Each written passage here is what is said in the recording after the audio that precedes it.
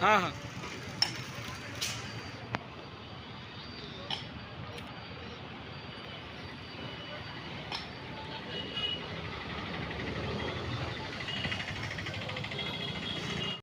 बहुजन समाजवादी धन्यवाद साहेब कांशीरामजी बाबासाहेब आंबेडकरांचं धन्यवाद साहेब कांशीरामजींचं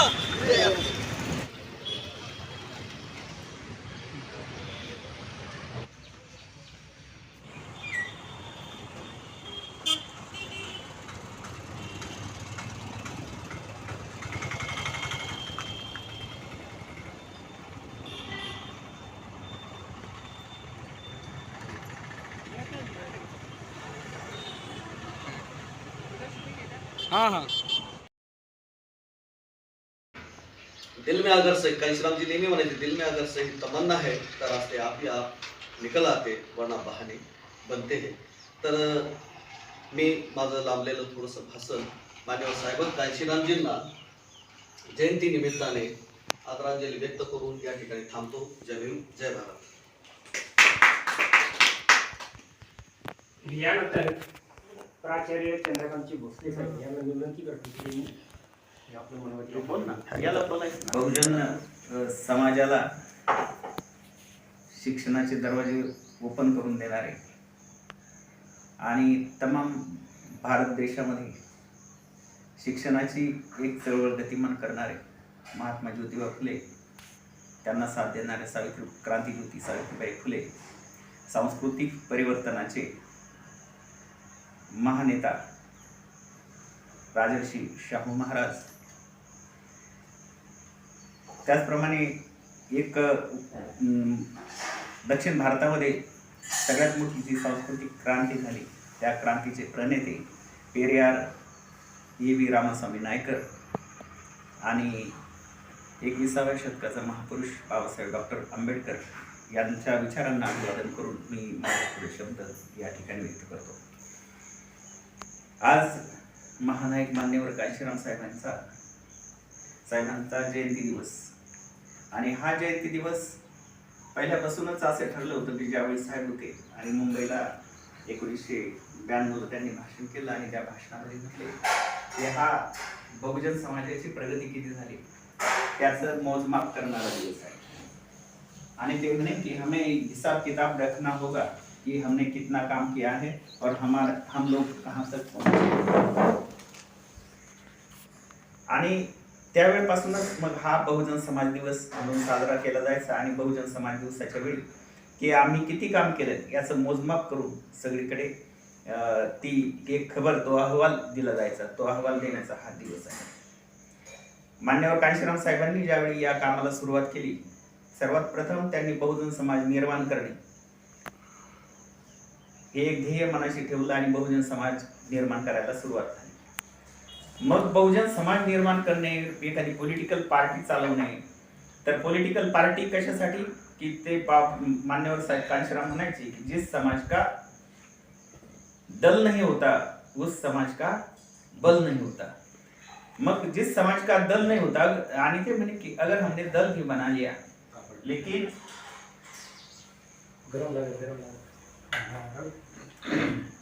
हमने दल भी बना लिया लेकिन वो दल चलाने के लिए हमें बल नहीं होगा तो हम हमारा दल चला नहीं सकेंगे.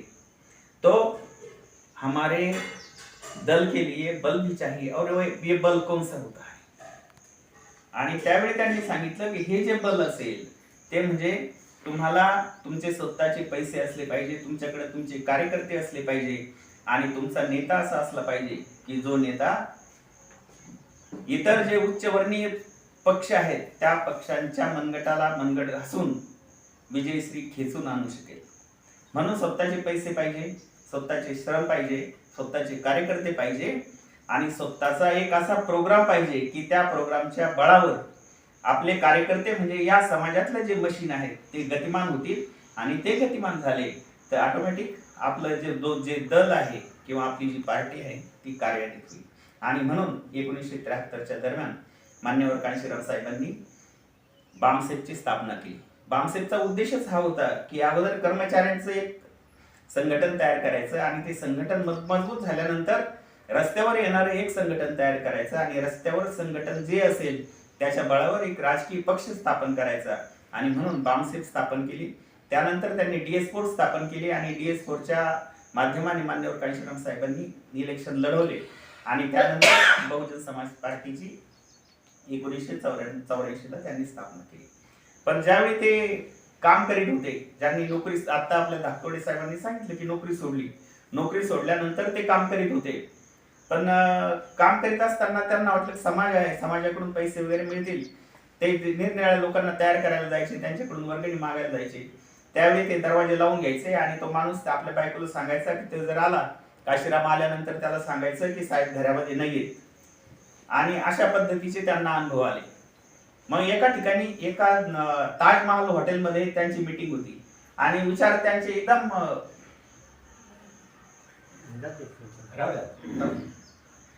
ताजमहाल हॉटेलमध्ये त्यांची मीटिंग होती आणि त्या मीटिंगला त्यांना जायचं होतं कारण सगळीकडे प्रचार झाला होता की मान्यवर कांशीरामजी बहुजन समाजाचं जे नेतृत्व करतात आणि नेतृत्व केल्यानंतर ते विचार अतिशय चांगल्या पद्धतीने मांडतात की ज्यामुळे समाज चांगला तयार होतो. बोलो सर, बोलो.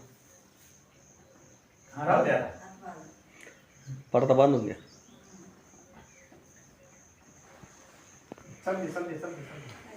बहुजन समाज चांगला तयार होतो हे त्यांना माहित होतं आणि त्यामुळे ते ताजमहाल हॉटेलमध्ये एक मीटिंग ठेवली होती आणि त्या ठिकाणी बाहेरच्या देशातून सुद्धा प्रतिनिधी आलेले होते आणि त्या ठिकाणी भारतातल्या बहुजन समाजाची स्थिती त्यांना मांडायची होती आणि त्या मीटिंगसाठी ते जात होते. आणि त्यांची जी रूम होती पुण्यामध्ये, त्या रूम मध्ये मनोहर आटे आणि ते राहत होते. मनोहर आटे त्यावेळी त्यांचे कार्यकर्ते होते. त्यावेळी त्या सायकलने ते स्टेशनवर जायचे. त्यावेळी त्यांच्याकडे हवा भरायला पैसे नव्हते, तर ते म्हणे की अरे भाई तुम्हारे पास कुछ 5 पैसे हैं, कारण हवा भरायला 5 पैसे लागायचे त्यावेळी. ते म्हणे नहीं साहब मेरे पास तो अभी पैसे नहीं है. मग ते सकाळी उठले आणि तसंच सायकल चालवीत सायकल चालवायची तर ती पंक्चर झालेली. मग ते पळत स्टेशनवर गेले आणि पळत स्टेशनवर गेल्यानंतर त्यांनी गाडी पकडली आणि त्या ताजमहाल हॉटेलला गेले. त्या ठिकाणी गेले तर तो दरवाजामधला तो काय त्यांना आतमध्ये येऊ देत नव्हता.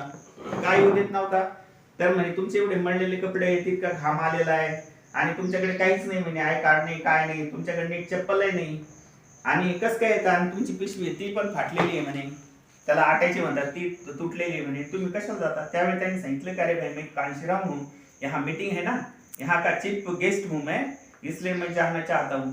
पण ते काय त्यांना सोडायला तयार नव्हते. मग त्यांनी आतमध्ये एकाचं नाव सांगितलं, मग तो माणूस आला. नंतर मग त्यांना आतमध्ये सोडण्यात आलं आणि ते भाषण करताना घामपुशीत सगळं भाषण केलं त्यांनी, कारण अगोदर कार्यक्रम चाललेला होता आणि लगेच ते त्यांचा नंबर आला आणि त्यानंतर तिथं भाषण केलं त्यांनी, तर सगळे एकदम प्रभावित होऊन गेले.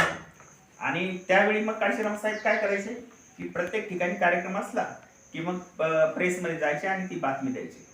आणि ज्यावेळी आता धाकटोडे साहेबांनी आपल्याला सांगितलं की ज्यावेळी त्यांचं सरकार बहनजी मायावती मुख्यमंत्री झाल्या, ते सरकार आलं, त्यावेळी हिंदुस्तान टाइम्स एक पत्रकार लिहितो कि हमें उस वक्त के काशीराम याद आ रहे हैं जब वो फटी हुई चप्पल और टूटी हुई आटे से लेकर प्रेस में आया करते थे और प्रेस रिलीज दिया करते थे और कहते थे कि हम इस देश का बहुजन समाज इस देश का हुक्मरान बनेगा.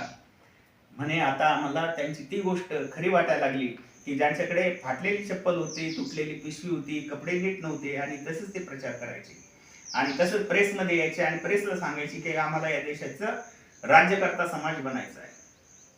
आणि ज्यावेळी ते पुण्यामध्ये महाराष्ट्रामध्ये थोडे लोक वाढायला लागले, त्यावेळी ते काय म्हटले की आता आपल्याला दिल्लीमध्ये जावं लागेल आणि त्या ठिकाणी जे शिकले सवरलेले लोक आहेत ते तयार करावं लागतील. आणि ते तयार केले की मग खऱ्या अर्थानं आपल्या बहुजन समाजाची चळवळ जास्त वाढेल. मग सगळे कर्मचारीच ते तयार करीत होते आणि त्यावेळी मग ते दिल्लीला गेले. दिल्लीला जायच्या वेळी काय मागितले, जे लोक होते त्यांनी थोडे पैसे गोळा केले होते, त्यांना पैसे दिले आणि ज्यावेळी ते दिल्लीमध्ये गेले त्यावेळी प्रचंड थंडी होती. मग त्यांना असं वाटलं की आता आपल्याला एक कोट पाहिजे, कोट विकत घेऊ. मग आता कोट विकत घ्यायचा तर एवढे पैसे नाही, कारण हे पैसे खूपच कमी होते, त्यांना प्रवास करायचा होता, एक माणसंही तयार करायचे होते. आणि त्यावेळी एका दुकानात गेले ते दुकानात गेले ते सांगितलं की कोटची किंमत इतकी आहे, तर यांच्याकडे तेवढे पैसे नव्हते. ते म्हणे की भाई इससे कुछ कम कीमत में नहीं मिल सकता. तर तो माणूस म्हटला कि साहब यहाँ से इतने तो कम कीमत में कोई कोट आपको मिल ही नहीं सकता. मग खूप कोट पाहिले त्यांनी कमी किमतीचे वगैरे, पण त्याला काही मिळाले नाही. 2-4 दुकानं पाहिले. मग एक दुकानदार वैतागून म्हटला की तुम ऐसा करो, तुम्हें सस्ता चाहिए ना, स्मशान भूमि चले जाओ, स्मशान जाओ, स्मशान में आपको मिल जाएगा. आणि मग ते खरोखर स्मशानामध्ये गेले. आणि स्मशानामध्ये गेल्यानंतर त्यावेळी म्हणे ते एक अतिशय चांगली गोष्ट होती की खूप एक श्रीमंत मालदार माणूस जो होता, बनिया माणूस मेला होता म्हणे, आणि त्याचा एक कोट होता. त्यावेळी मी त्या तिथं स्मशानात असलेल्या माणसाला विचारलं की भाई कोट मिल सकता है. तर तो म्हणे मिल तो सकता है लेकिन कीमत ज्यादा होगी. तो म्हणे कितनी होगी? म्हणे 5 रुपए लगेंगे. तो मैंने कहा कि भाई ठीक है 5 रुपए दे दो जल्दी. और उसने वो कोट मुझे दे दिया और वहां ही मैंने पहना और पूरे दिल्ली में घुमा और प्रचार किया. म्हणजे एका प्रेतावरचं कोट घेऊन ते संपूर्ण दिल्लीमध्ये फिरले आणि त्या कोटावरती थंडीपासून बचाव झाला. आणि तिथं त्यांनी मोठ्या प्रमाणात बामसेफ वाढवली आणि खऱ्या अर्थानं मोठ्या प्रमाणात त्यांनी प्रचार आणि प्रसार केला. तर कांशीराम साहेबांचं एक वैशिष्ट्य होतं की त्यांनी कोणत्याही ठिकाणावर पैसे घेतले नाहीत. फक्त लोक तयार करून स्वतःची एक फंडिंग सिस्टीम निर्माण केली आणि स्वतःच्या पैशावर स्वतःच्या पायावर ते उभे राहिले आणि पुढे गेले. आणि त्यावेळी त्यांनी एक नारा दिला की संसद चलो खुद के पैर चलो. संसदेमध्ये जायचं ते इतर पक्षाच्या तिकिटावर जाऊ नका, तर आपल्या पायाने आपणच जा, आपल्याच पक्षाच्या तिकिटावर जा. कारण त्यांनी काय सांगितलं की म्हणे जर तुम्ही बाकीच्या पार्टीचे आमदार आणि खासदार असाल तर तुम्ही फक्त वाघ आणि सिंह असू शकता, पण तुमचा रिंग मास्टर वेगळा असतो. मग तो बीजेपीचा असेल किंवा काँग्रेसचा असेल किंवा कोणती पार्टी जी असेल त्या पार्टीचा असेल, तो जसं म्हणेल तसंच तुम्हाला काम करावं लागतं. तुम्ही बहुजन समाजाच्या हितासाठी काही काम करू शकत नाही. आणि 1992 ला काय झालं होतं की काँग्रेसचे सरकार होतं, मान्यवर कांशीरामजी खासदार झाले होते. आणि खासदार झालेले असताना अनुसूचित जाती जमातीचं कोणतंही काम काही होतच नव्हतं. मान्यवर कांशीरामजी हे शीख धर्माचे, तिथलं त्या धर्मामधले ते चर्मकार जातीचे, आणि बाबासाहेब डॉक्टर आंबेडकरांचा एक सच्चा अनुयायी. आणि ते ज्यावेळी निवडून गेले त्यावेळी बाकीच्या खासदारांना असं वाटलं की जर आपला 10% खासदार आपले जर असतील 50 पेक्षा 100, तर निश्चित आपला एक गट तयार होऊ शकतो आणि तो गट असा प्रेशर गट राहू शकेल आणि तो या सरकारवर अविश्वासाचा ठराव आणू शकतो आणि पाहिजे त्या गोष्टी आपल्याला करून घेता येऊ शकतात. आणि त्यावेळी ते सगळे खासदार एकत्र जमले, 117 खासदार, आणि त्यांनी मान्यवर कांशीरामजींना सांगितलं की आमची लीड तुम्ही करा. त्यावेळीची ते एक आठवण सांगतात, जून 1991 ची आठवण आहे. त्यामध्ये ते म्हणतात, अण्णा द्रमुकचे लोकसभेतील नेता सत्यवानी मुथू यांनी दिल्लीत एक बैठक बोलवली. राखीव जागावर निरनिराळ्या पक्षाच्या वतीने निवडून आलेल्या 118 खासदारांना या बैठकीस बोलवण्यात आले होते. उद्देश हा की 55 खासदारांचा एक गट जर बनला तर त्या अधिकृत विरोधी पक्ष म्हणून त्या गटाला मान्यता मिळू शकते. या गटाचे नेतृत्व कांशीरामजींनी करावे या अपेक्षेने साहेबांनी बैठकीस प्रमुख पाहुणे म्हणून आमंत्रित केले होते. त्या सर्वांनी खूप मोठ्या संख्येने खासदार उपस्थित होते. प्रत्येक जण कांशीरामजींना उद्देशून हमारे नेता असं म्हणत होते. मात्र आपल्या भाषणात प्रत्येक जण एकमेकावर चिखलफेर करीत होता. शेवटी कांशीरामजी बोलायस उठले. ते म्हणाले, अभी तक आप एक दूसरे के ऊपर काफी कीचड़ उछाल चुके हैं, अब मैं आप लोगों के ऊपर कीचड़ उछालना चाहता हूँ. बाबा साहब डॉक्टर आंबेडकर की अथक कोशिश की बदौलत आप लोगों के लिए आरक्षण मिला, इसलिए आप सब बाबा के बच्चे हैं. लेकिन आप लोगों में से कुछ लोग बाप का नाम बापू लिखते हैं तो कई लोग गोलवलकर लिखते हैं, कुछ अन्ना दुराई लिखते हैं तो कई लोहिया को अपना बाप मानते हैं. आप लोग बच्चे किसके हैं और बाप का नाम किसका लिखते हो? क्या आप लोगों ने अपनी इस मजबूरी और लाचारी जीने के बजाय आप लोगों की चुल्ली भर पानी में डूबकर मरना ही बेहतर होगा. त्या खासदाराच्या सभेमध्ये ते म्हटले. त्यानंतर भैयासाहेब आंबेडकरांचा पुण्यानुमोदनाचा कार्यक्रम होता. त्यांच्या आठवणीमधून आपण बरंच काही शिकू शकतो. त्या आठवणी, ती एक आठवण आपल्याला सांगतो यशवंतराव उर्फ भैयासाहेब आंबेडकर यांच्या पुण्य अनुमोदनाचा कार्यक्रम होता. प्रमुख पाहुणे कांशीरामजी होते. भैयासाहेब किती महान होते असे प्रत्येक वक्ता बोलत होता. शेवटी कांशीरामजी बोलायला उठले. ते त्यांच्या नेहमीच्या शैलीत म्हणाले, भैया साहब एक डफर आदमी थे, म्हणजे कामातून गेलेला. कांशीरामजींचे उद्गार ऐकून श्रोत्यांना धक्का बसला. कांशीरामजी पुन्हा म्हणाले, भैया साहब एक डफर आदमी थे, लेकिन वो डफर क्यों थे? बाबा साहब इतने पढ़े लिखे थे, दुनिया उनकी विद्वत्ता का लोहा मानती थी, क्या वो अपने इकलौते लड़के का उच्च शिक्षा नहीं दे सकते थे? लेकिन समाज के लिए उन्होंने अपने एकलौते लड़के को बलि चढ़ा दिया. इसलिए आपके बच्चे अभी कॉन्वेंट में पढ़ रहे हैं, आपके बच्चों को अच्छी शिक्षा मिल रही है, वो पढ़कर ऊंचे ओहदों पर जा रहे हैं, आप लोगों को घर बंगला गाड़ी मिले, इसलिए बाबा साहब डॉक्टर अंबेडकर ने अपने बच्चे का बलि चढ़ा दिया. आपके घरों में उजाला हो इसलिए उन्होंने अपने घर में अंधेरा किया, इसलिए भैया साहब डफर रह गए. लेकिन आप लोग क्या कर रहे हो? क्या आप समाज के लिए जरा भी कुर्बानी दे रहे हो क्या? आप तो बहुत खुदगर्ज लोग हैं. आप तो समाज के लिए जरा सी भी कुर्बानी देने के लिए तैयार नहीं. बाबा साहब ने पूरी जिंदगी समाज के लिए कुर्बान की, लेकिन आप लोगों को उसका जरा सा भी एहसास नहीं है. अगर आप लोगों को समाज के प्रति कोई जिम्मेदारी का एहसास है तो उस जिम्मेदारी को ईमानदारी से निभाने की कोशिश करो. तर मान्यवर साहेबांच्या ज्या बऱ्याच आठवणी आहेत त्यापैकी या 2 आठवणी आपण पाहून जास्त वेळ न घेता या ठिकाणी थांबतो. धन्यवाद. जय हिंद, जय भारत.